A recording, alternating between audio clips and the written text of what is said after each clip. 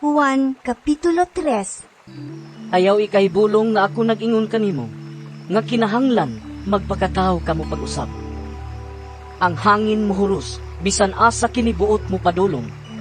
Madungog mo ang paghuros niini. Apan wala ka mahibalo, diin kinigikan o asa kinipadulong.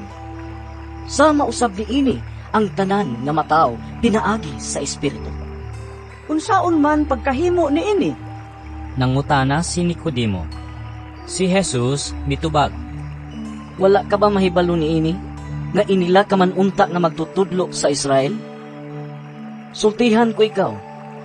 Gisulti namo ang among nahibaluan, ug nagmatuod kami sa among nakita.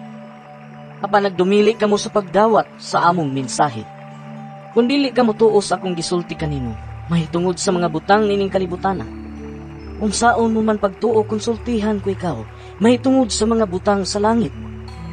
Ug wala pa'y nakasaka sa langit, gawas sa anak sa tao, nga nanaog gikan sa langit.